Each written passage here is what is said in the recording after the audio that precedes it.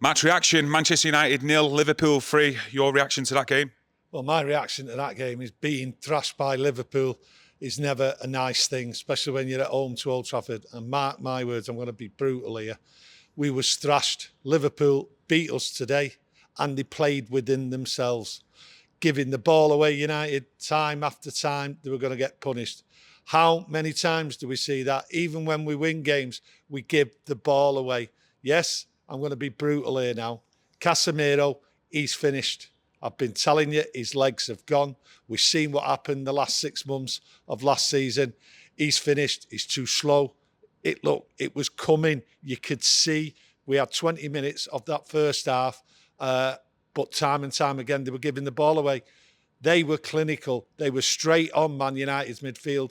They knew it. I have been saying now for a long, long time, Man United's midfield is too wide open. I've mentioned Mainu struggles to get back.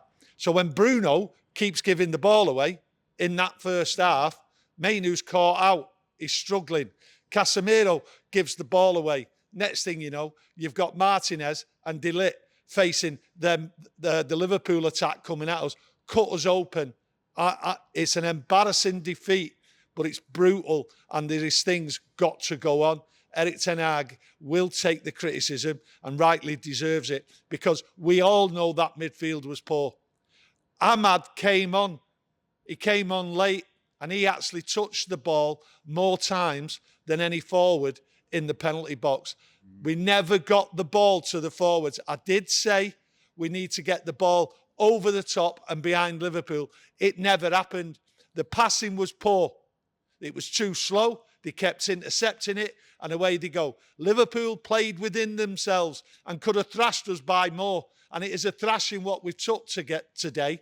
The way the crowd came out of that ground with 20 minutes to go, I don't blame them, because it was getting embarrassing. When people are doing the ole, ole song at you, and it's Liverpool fans, then you know you're in the mud. And that's what that game was. It was so poor in an attacking performance. And don't come back at me and say, oh, Xerxes had 2 chances. Liverpool should have scored 5 after 10 minutes of that second half, and then they eased off. Why should they really go for it? It was a walk, it was a stroll in the park, and our midfield was wide open. Why it's not got sorted, I don't know. You mentioned Ahmad there, and it's the first time, or one that I can remember, where I've heard boos so loud about a player being subbed off in Garnacho, and we all know why. We all know why. People want Garnacho on there. They see he can do something, create something, but he wasn't getting the ball.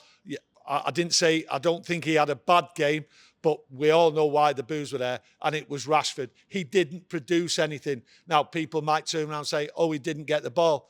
But when did he go at the players? When did he run behind for a ball over the top? When did he take players on and beat them? He'd done 1 or 2 crosses throughout the game because he created some space for himself. I get it. I'm not going in on him. I'm not going in on Garnacho or any of the other players to an extent, except that midfield. Mainu was poor today. Bruno was very poor. He's the captain, and he was giving the ball away. But Casemiro, and I'll say it again, that's the end of Casemiro. No legs, nothing at all. Too slow, too weak. The midfield has been a problem. We've got defenders in now. We've brought 1 or 2 other players in. But that midfield, I don't know what's going to happen now. You actually talked about the defence. I thought in the first 20 minutes, I know they had a goal ruled offside, Liverpool, but I thought the back 4 were actually performing pretty well together, considering you had Delo as well at left back, but he was also making sloppy balls into midfield, and it just seemed that Liverpool were just waiting to pounce on Man United and then get at our back 4. They knew exactly what was going to happen. United was going to be wayward with the passing and that, but I'll go on about the back 4.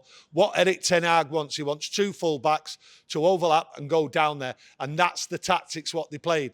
They played the 2 centre-halves there and Casemiro in front, and for the first 20 minutes, it seemed to be working until actually the Casemiro mistake. Yes, we got away with it a couple of times. We got a goal what was disallowed off, but the full-backs were going down there.